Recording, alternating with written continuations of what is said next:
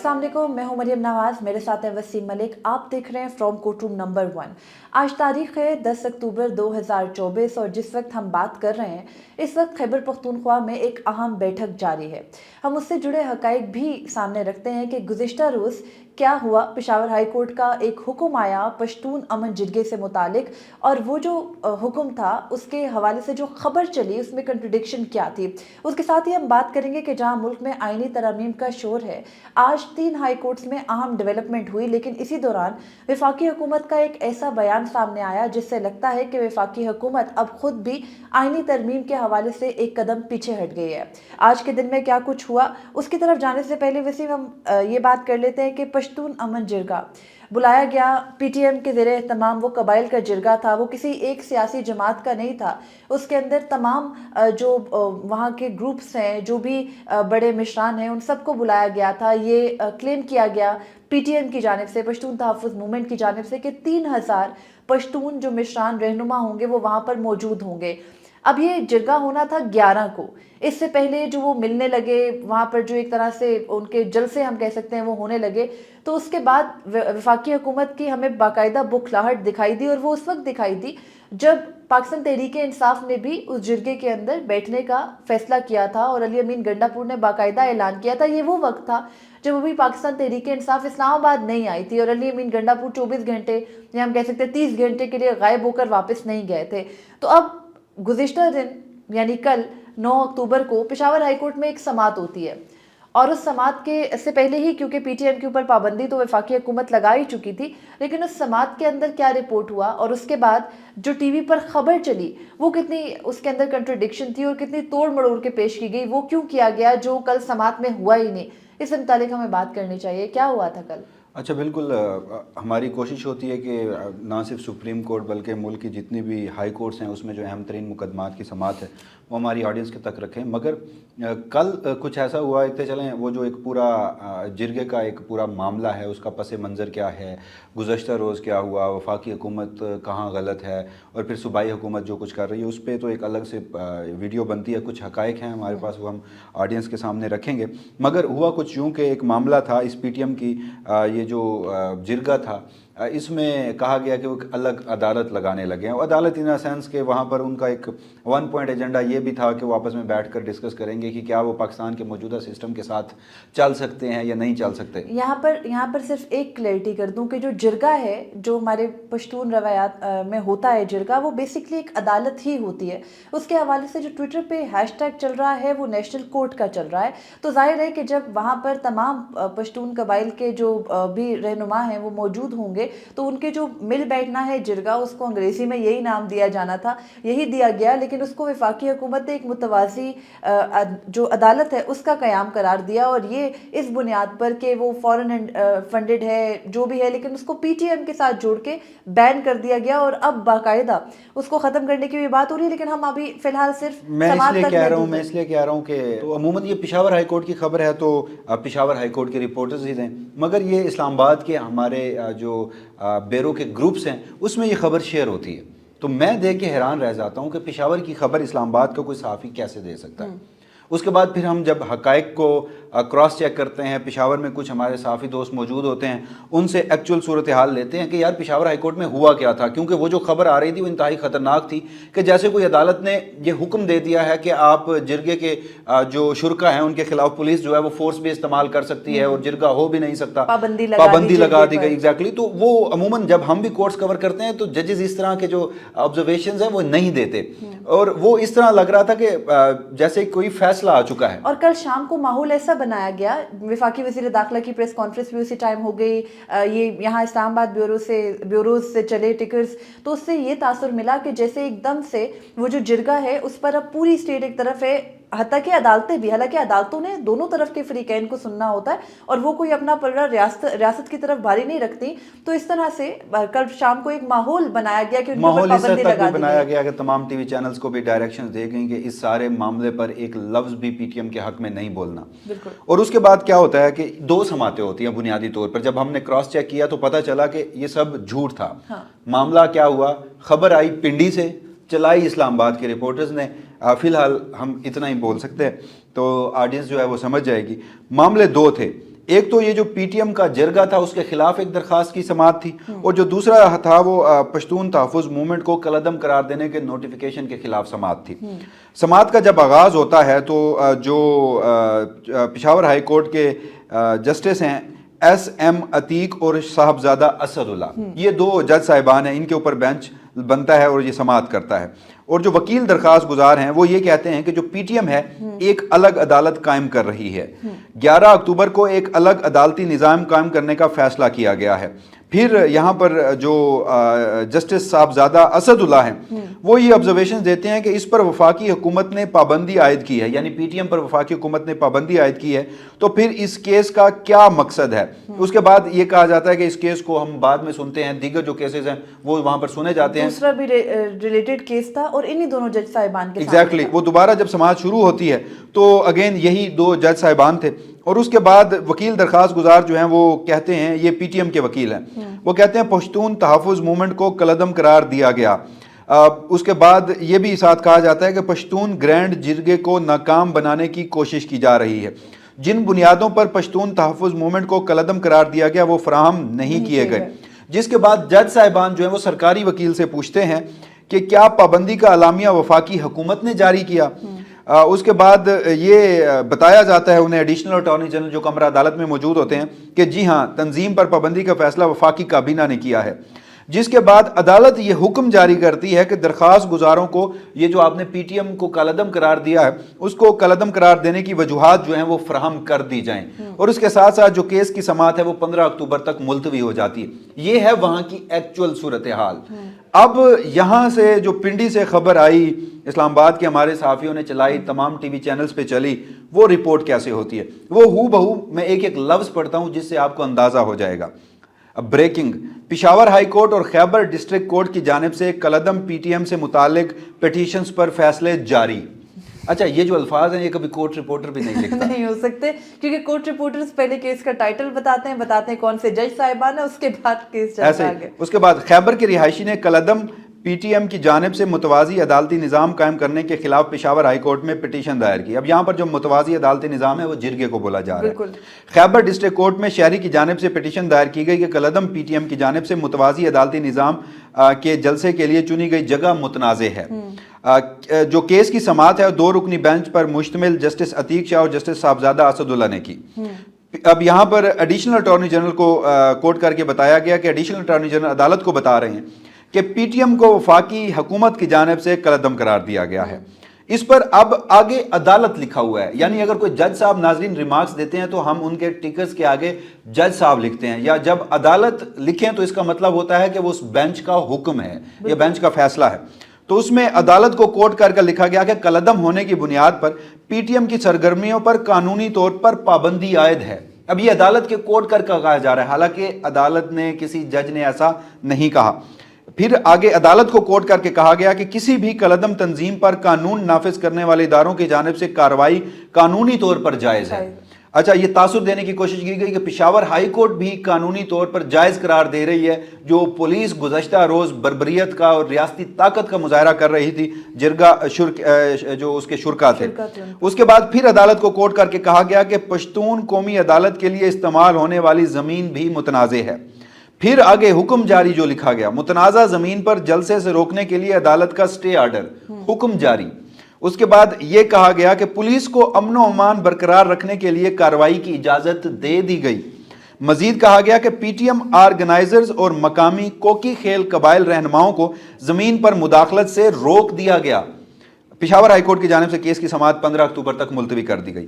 اب پہلے ہم نے پڑھا کہ ایکچول صورتحال کیا تھی، پھر ہم نے پڑھا کہ عدالت سے منسوب کر کے ایک تاثر دیا گیا کہ جیسے کوئی فیصلہ جاری ہو سکا ہے۔ جج صاحبان نے ایسی کوئی آبزرویشن نہیں دی۔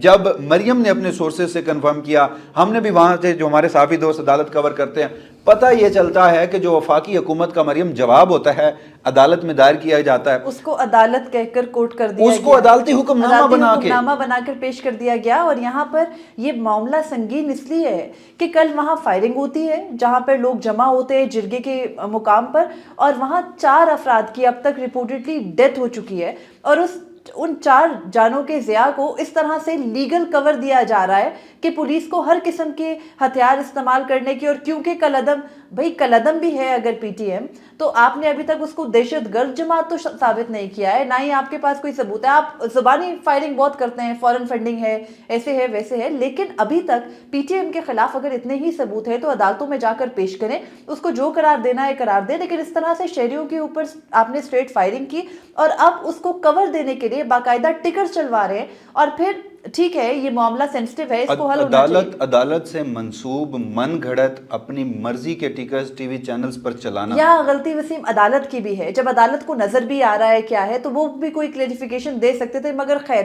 جتنے سینسٹیو حالات اس وقت خیبر پختونخوا میں ہیں نہیں، ان کو الزام تو ہم پہ نہیں کر لگتا سکتے. ہے، ہم پہ بھی کہ ہم ڈیجیٹل میڈیا کرتے ہیں. فساد جو ہے وہ ڈیجیٹل میڈیا والے فساد پھیلاتے ہیں. پھیلاتے ہیں. لیکن یہ کیا ہے، مین سٹریم نیوز چینلز نے یہ سب خبر چلائی. اپنے رپورٹرز، ہمارے کچھ رپورٹر سے بھی بات ہوئی، وہ کہتے ہیں کہ جب ہم پشاور ہائی کورٹ کی ایکچوئل کارروائی کو رپورٹ کر رہے تھے تو ہمیں روک دیا گیا. اس کے بعد ہمیں کہا گیا کہ خبر کہیں اور سے آ چکی ہے، اب یہ چلے گی. یعنی آپ نے ایک صوبے کی آئینی عدالت ہے ہائی کورٹ، سب سے بڑی عدالت ہے، اس سے منسوب کر کے جھوٹ پھیلا رہے ہیں. بدقسمتی ہے وسیم کہ ہمارے ٹی وی چینلز کا معیار یہ رہ گیا ہے کہ آپ کو یاد ہوگا ابھی کچھ دن پہلے ہی علی امین گنڈا پور کی سی سی ٹی وی فوٹیج چلی تھی. اس کے علاوہ ایک اہلکار کی جو ہے وہ شہادت کو کس طرح سے استعمال کیا گیا، اس کو سیاسی رنگ دیا گیا، یہ سب کچھ بھی ٹی وی چینلز کے استعمال ہی سے تھا. لیکن یہ جو اس وقت پشتون امن جرگہ ہے، اس میں پاکستان تحریک انصاف نے پہلے شمولیت کا فیصلہ کیا تھا، لیکن بعد میں سینسٹیوٹی کا اندازہ کرتے ہوئے وہاں جو وزیر اعلیٰ کے پی شمولیت کا فیصلہ تب کیا گیا تھا جب ابھی یہ تیاریوں میں مصروف تھے. عمران خان سے ملاقاتیں بھی اس وقت جاری تھیں، تو عمران خان نے جو پہلے ہی پولیس نے ایک مرتبہ فائرنگ کی تھی، شیلنگ بھی برسائی تھی، تو عمران خان کی جانب سے مذمت کی گئی تھی اور کہا گیا تھا وفاقی حکومت اس جرگے میں شریک ہو اور ان لوگوں کے جو گریوینسز ہیں وہ سنیں، ان سے بات چیت کریں. جب تک آپ ان سے بات چیت نہیں کریں گے، انہیں انگیج نہیں کریں گے، صورتحال کشیدہ ہوگی. وہ ہمارے اپنے لوگ ہیں. بالکل. تو ہوا کیا کہ پھر علی امین گنڈا پور صاحب 24 گھنٹے جو کہیں گزارتے ہیں، 30 گھنٹے، اس کے بعد جب وہ پشاور پہنچتے ہیں تو پھر ان کا سٹانس اور ہوتا ہے. لیکن یہاں پر ہم نے کل خاصی تنقید کی پاکستان تحریک انصاف پر. سیاسی کمیٹی کو ایٹ لیسٹ کریڈٹ دینا چاہیے. پاکستان تحریک انصاف کی جو نوجوان قیادت ہے، ایون کہ کے پی میں ہو یا پھر چاروں صوبوں میں ہو، انہوں نے گزشتہ روز اپنی ہی حکومت کے جو اس سارے معاملے میں اقدامات ہیں انہیں کنڈیم کیا. اور پھر شاید یہی وجہ ہے کہ علی امین گنڈا پور اس قدر پریشر میں آئے کہ کل جو وہ وفاقی حکومت کی کٹ پتلی کے طور پر کام کر رہے تھے، پھر رات انہیں ایک ہنگامی میٹنگ بلانا پڑی، آج پھر انہوں نے ایک نام نہاد جرگہ بلا لیا. تو اب وہ ویسے آئرنی نہیں ہے کہ محسن نقوی ساتھ بیٹھے ہوئے ہیں علی امین گنڈا پور کے، اور وہ بیٹھ کر امن جرگے پر بات ہو رہی ہے. بہرحال ہونا چاہیے نا، یہ میں آپ کو بتاؤں، اسٹیبلشمنٹ کو بھی اس میں شریک ہونا چاہیے. وسیم شریک ہونا چاہیے، لیکن منظور پشتین کو بھی ساتھ بٹھانا چاہیے. مسئلہ یہ سارے ہے کہ فریقین کو بٹھانا چاہیے. میں آپ کو کہہ رہا ہوں کہ آپ محسن نقوی نہ سنیں، آپ محسن نقوی نہ کہیں. میں تو پچھلی صورتحال سیاسی صورتحال کے تناظر فوجی میں اسٹیبلشمنٹ کا نمائندہ بیٹھا ہے، جو کہ ٹھیک ہے یار، بیٹھنا چاہیے. وہ ایک مین فریق ہیں، سٹیک ہولڈر ہیں ہمارے. بالکل ہونا چاہیے. لیکن جب بھی اس قسم کے جو بھی محرومیوں کے حوالے سے ہمارے یہ 2 صوبے بلوچستان یا کے پی کے اندر اس قسم کے اقدامات کیے جاتے ہیں تو اس پر ریاست کی یہ پالیسی صرف مزید نفرت پھیلا رہی ہے. خیر اس پر نظر ثانی کی ضرورت ہے. آگے بڑھتے ہیں ہم، کیونکہ ہائی کورٹ کے فیصلے تک تھے. پی ٹی ایم کا معاملہ کیا ہے، ان پر پابندی کا معاملہ کیا ہے، الگ سے اس پر ایک مرتبہ بات ضرور کریں گے. آج وسیم آئینی ترامیم دوسری طرف کر رہی ہے حکومت. شنگھائی تعاون تنظیم کے اجلاس کے بعد آئینی ترامیم کا شور ہم سب کو پتہ ہے کہ یقینی طور پر ہونا ہے. بلاول بھٹو نواز شریف سے بھی مل رہے ہیں. بلاول بھٹو ہر ٹی وی چینل پر جا کر انٹرویو بھی دے رہے ہیں. آئینی ترامیم کے معاملے پر ہم نے گزشتہ روز بہت تفصیل میں بات کی کہ تمام ہائی کورٹس کا دروازہ کھٹکھٹایا گیا ہے. آج 3 ہائی کورٹس میں سماعت ہوئی. سب سے انٹرسٹنگ لاہور ہائی کورٹ کی سماعت تھی، جہاں پر جو یہ درخواستیں یہ ہیں کہ جو ڈرافٹ ہے آئینی ترمیم کا اس کو پبلک کیا جائے، پبلک کی آرا لی جائے ڈرافٹ کو ٹیبل کرنے سے پہلے، جو کہ آئینی ترمیم کرنے جا رہی ہے حکومت. تو پشاور ہائی کورٹ کی chief justice Lahore high court کی چیف جسٹس عالیہ نیلم اس پر سماعت کری تھی. تو انہوں نے بھی آبجیکشنز لگائی تھی. ان کی آبجیکشنز یہ تھی کہ آپ اسلام آباد میں جا کے درخواست دائر کریں. درخواست تھی خاور ممتاز صاحب کی اور وکیل تھی رضا حسین صاحب. رضا حسین وکیل 5 ہیں، اس میں خواجہ احمد حسین بھی ہیں، رضا حسین بھی ہے، دیگر 3 وکلا بھی ہیں. تو وہاں جو اعتراضات تو دور کرنے پر فیصلہ محفوظ کیا گیا، لیکن ساتھ ہی ایک انٹرسٹنگ چیز یہ ہوئی کہ وفاق کی جانب سے جو کہ حکومتی وکیل وہاں پر موجود تھے، غالباً ایڈوکیٹ جنرل یا اٹارنی جنرل آفس سے، انہوں نے یہ کہا کہ ابھی تو آئینی ترامیم ہے ہی نہیں، مسودہ ہے ہی نہیں، ابھی تو ہم ڈسکشن کر رہے ہیں، کیا ہم اپنی ڈسکشن ان کے سامنے رکھ دیں؟ ابھی تو کوئی ڈرافٹ ہی نہیں ہے. تو بھائی جب ڈرافٹ ہی نہیں ہے تو آپ پچھلے 3-4 ہفتوں سے پیٹ کس چیز کو رہے ہیں، لڑائی کس بات کی ہے؟ اور پھر ڈرافٹ ہے، اور وفاقی وزیر قانون اعظم رضی تارڑ نے غالباً کل ہی اس ڈرافٹ کو اون کیا ہے، جو اس سے پہلے اون نہیں کر رہے تھے، اون کیا ہے جو پبلک ہو چکا تھا 16 سپٹمبر یا 17 سپٹمبر کی. ایک تو اس کو آن کیا ہے، دفاع کیا، چلیں اس میں فوجی عدالتیں تھیں. اس کے بعد جو وفاقی حکومت کی لیگل ٹیم ہے، وکلا کی 2 سیاسی جماعتیں، پاکستان بار اور سپریم کورٹ بار کونسل، انہوں نے بھی تو ایک مسودہ دیا ہے، اور اطلاعات یہ ہیں کہ اعظم نذیر تارڑ صاحب انہیں بھی آن کر رہے ہیں. اس میں بھی باقی ساری چیزیں ہیں، فوجی عدالتوں کو انہوں نے نکال دیا. باقی وفاقی حکومت کا وہی مسودہ جو کہاں بنا تھا، کن وکلا نے بنایا تھا، وہ بھی ہم نے بتا دیا. تو اس کو انہوں نے آن کر لیا ہے، تھوڑا سا اس میں کاسمیٹک سی تبدیلیاں کی ہیں اور فیس سیونگ. اور میں یہ سمجھتا ہوں کہ آپ نے لاہور ہائی کورٹ کی حد تک کارروائی بتا دی، 2 ہائی کورٹس میں مزید بھی کارروائی ہوئی ہے، وہ بھی ہم ڈسکس کر لیتے ہیں. مگر اگر وہ کہہ رہے ہیں جو حکومتی وکیل ہیں کہ ابھی مسودہ نہیں بنا، تو جو درخواست گزاران ہیں انہوں نے یہ تو نہیں کہا کہ آج کے روز ہی جاری کرو. انہوں نے کہا کہ ان امینڈمنٹ سے پہلے مسودہ پبلک کر کے 8 ہفتوں کا وقت دو. تو میرے خیال میں وفاقی حکومت کا یہ جو جواب ہے نا، یہ انتہائی ایک نان سینس قسم کا ہے. بالکل. اس کے علاوہ بھی 2 ہائی کورٹس میں سماعت ہوئی ہے. اسلام آباد ہائی کورٹ میں انٹرسٹنگ سماعت ہے. چیف جسٹس عامر فاروق بڑے متحرک ہیں. انہوں نے مصطفیٰ نواز کھوکھر کی اس درخواست پر آج آبجیکشنز دور کر دیے ہیں، کیونکہ سیم پٹیشن ہے. ہم گزشتہ روز بہت تفصیل میں اس پر بات کر چکے، اور کل ہی سماعت کے لیے مقرر کرنے کا بھی حکم دیا، اور غالباً اپنے ہی سامنے ہوگی ان کے. تو وسیم، یہاں صرف میں چیف جسٹس عامر فاروق کے کردار کے حوالے سے یہ بات ضرور کرنا چاہتی ہوں کہ وہ شاید اس وقت وہ شخص ضرور ہوں گے جو نہیں چاہتے ہوں گے کہ آئینی ترامیم ہوں، کیونکہ اگر یہ آئینی ترامیم ہوئی، چیف جسٹس قاضی فرید صاحب رک گئے، تو پھر نہ وہاں نشست خالی ہوگی، نہ چیف جسٹس عامر فاروق کے وہاں جانے کا چانس بنے گا. ہر شخص کی اپنی اپنی یہ پاسبلٹی ضرور ہو سکتی ہے. ممکن ہے کہ عامر فاروق صاحب بھی آئینی عدالت کے جج ہوں. مطلب پاسبلٹیز ہے نا، پاسبلٹیز کے حوالے سے تو بات کرنی چاہیے. اور اس وقت کیا پتہ چیف جسٹس لگ جائیں آئینی عدالت. پوری ریاست کے لیے جو موزوں ججز ہیں، جو آئین کے علمبردار ججز ہیں، ان میں پہلے نمبر پہ قاضی فائز عیسیٰ صاحب آتے ہیں، دوسرے نمبر پر آتے ہیں چیف جسٹس عامر فاروق، اور اب میرے خیال میں جسٹس عالیہ نیلم صاحبہ نے بھی اپنی سپیس بہت حد تک بنا لی ہے. وہ تیسرے نمبر پہ اور باقی کچھ وکلا بھی ہیں جو ہم ذکر بھی کر چکے ہیں اور آرٹیکلز وغیرہ بھی لکھتے رہتے ہیں، وہ بھی ویسے ہونا چاہیے. سب سے بالکل ہونے چاہیے. اب آپ وفاقی آئینی عدالت کے قیام کی بات کر رہے ہیں. خیر آگے بڑھتے ہیں. پشاور ہائی کورٹ میں سب سے انٹرسٹنگ سماعت ہوئی ہے. پشاور ہائی کورٹ کے چیف جسٹس اشتیاق ابراہیم اور جسٹس وقار احمد کے بینچ میں یہ سماعت ہوئی، اور پشاور ہائی کورٹ میں بشرا گوہر صاحبہ کی یہ درخواست ہے، اور وہاں پر علی گوہر دورانی ان کے وکیل ہیں. وہاں تھوڑی کامیابی اس طرح سمیٹی گئی کہ باقاعدہ وفاقی حکومت کو نوٹس ہو گیا ہے اور ان سے جواب طلب کر لیا گیا ہے، اور وہاں پر یہ بھی کہا گیا ہے کہ شاید لارجر بینچ تشکیل دیا جائے. اس موجودہ صورتحال میں اب 3 ہائی کورٹس تو ایکٹیو ہو گئے ہیں اس معاملے پر. چوتھی ہائی کورٹ ہے بلوچستان ہائی کورٹ، انہوں نے 14 اکتوبر کو سماعت کرنی ہے، اور جو باقی ہائی کورٹس ہیں، جو کہ پشاور ہائی کورٹ نے اس معاملے کو ملتوی کیا ہے 15 اکتوبر تک. اب 15 اکتوبر کی سماعت وہاں چلی گئی، 14 کو بلوچستان ہائی کورٹ میں، سندھ ہائی کورٹ میں 1 یا 2 روز میں درخواست دائر ہو جانی ہے. تو مجھے لگتا ہے کہ اب جب وفاقی حکومت بھی لاہور ہائی کورٹ میں، ان کا بیان میں اس تناظر میں زیادہ اہمیت کی طرف دیکھ رہی ہوں کہ انہوں نے وہاں کہہ دیا کہ کوئی ڈرافٹ ہی نہیں ہے.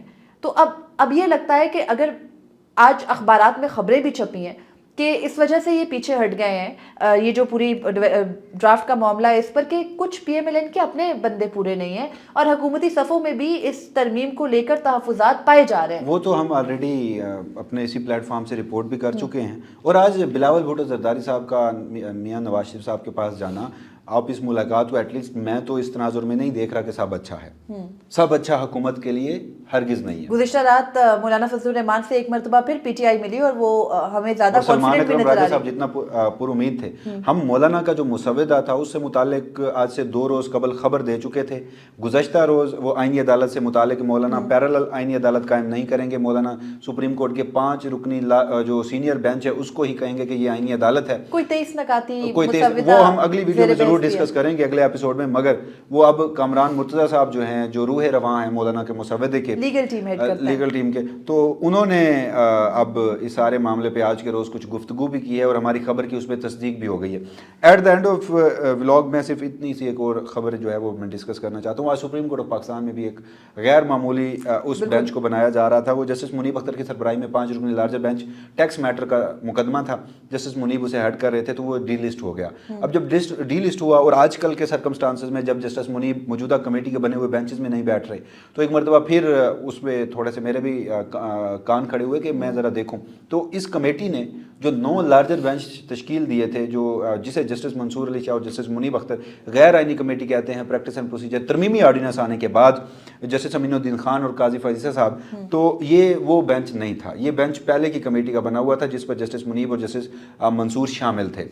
वजह यह बनी कि बेंच के एक मोअज़्ज़िज़ रुकन है, कराची से उनका ताल्लुक़ है, तो वो आज दस्तयाब नहीं थे, जिसकी वजह से बेंच को जो डी लिस्ट है वो कर दिया गया है। मगर अब हमें देखना ये है, इस पर थोड़ा सा काम भी कर लेते हैं कि मेरे ख्याल में अब सुप्रीम कोर्ट में जो रेगुलर बेंचेस थे ना, अब उन्हें भी तब्दील होना है। और ग़ालिबन आज जुमेरात का रोज़ है, कमेटी का इजलास भी वैसे अमूमन तो होता है आम हालात में, तो अगर कमेटी का ये इजलास होता है और इसमें रेगुलर बेंचेस भी बना दिए जाते हैं, तो मेरा तो नहीं ख्याल कि सुप्रीम कोर्ट का कोई जज भी बैठेगा उसमें।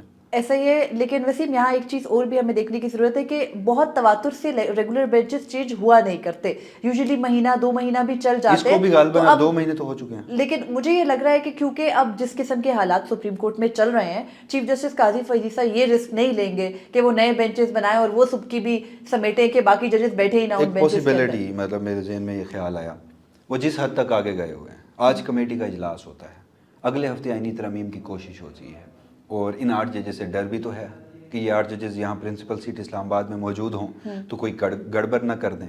तो आज कमेटी का इजलास करते हैं वो, और इन 8 जजेस को सुप्रीम कोर्ट की किसी और रजिस्ट्री में भेज दिया जाता है, मुख्तलिफ रजिस्ट्रीज़ में कमेटी भेज सकती है ना।